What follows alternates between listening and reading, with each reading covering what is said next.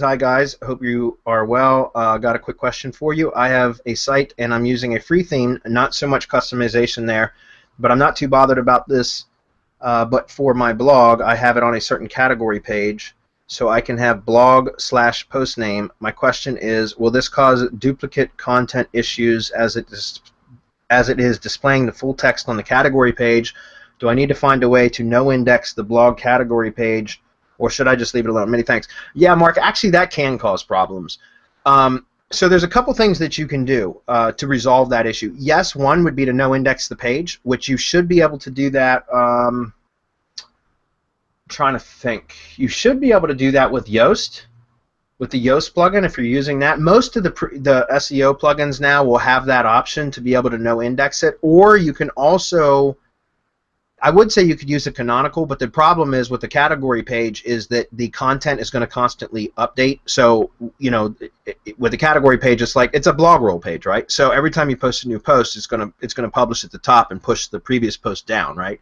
And so you could use a canonical, but I don't know that that would work so well for that. Typically for category pages, guys, I just no index them. Okay, and that's a setting inside the plugins. A lot of the times it's like it's a universal or global setting, so that you can go in and you can say no index category pages. In Yoast specifically, it's under the titles and metas section, and then you'll see taxonomies as one of the tabs at the top of that page.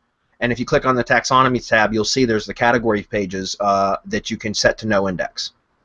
And I would leave them to follow, but no index, if that makes sense. So that means the bots can crawl the page and follow the links from the blog index page, which is your category page in this case.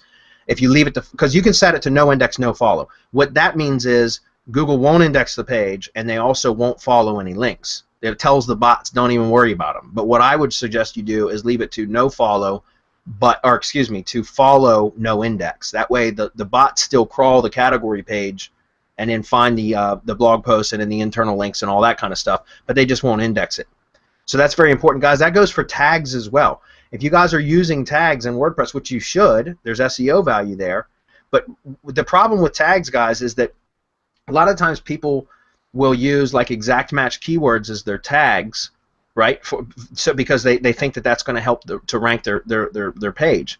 And it makes sense to want to put exact match keywords in as a tag. But the problem is with WordPress by default, when you create a tag, by default WordPress creates a tag page, a corresponding tag page. And if you have a unique tag on a post, then it's going to create a separate tag page with the full text post, well, depending on your theme, but most of the time it's a full text post of your post on a separate tag page. So the URL would be domain.com/tag/the tags as a slug. So if it was like plumbing Atlanta, it would be plumbing-Atlanta.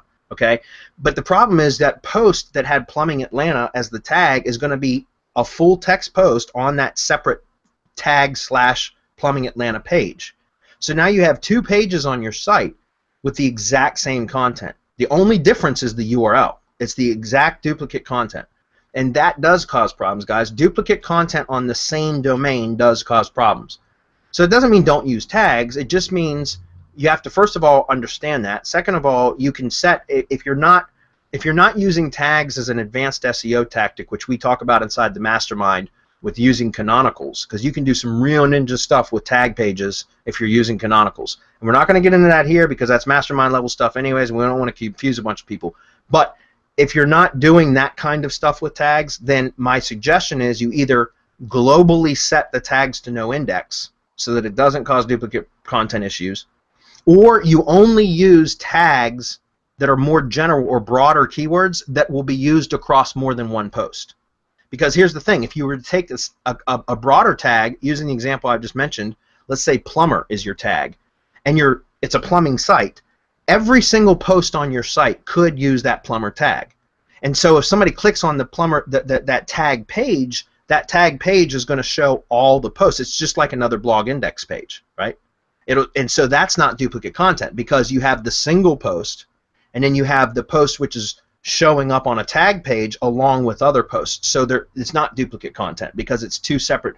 The page there might be similar the same content on two pages, but the tag page has additional blog post entries as well. So it's not duplicate content. Does that make sense? So my point is that if you're going to use categories, or tags or both.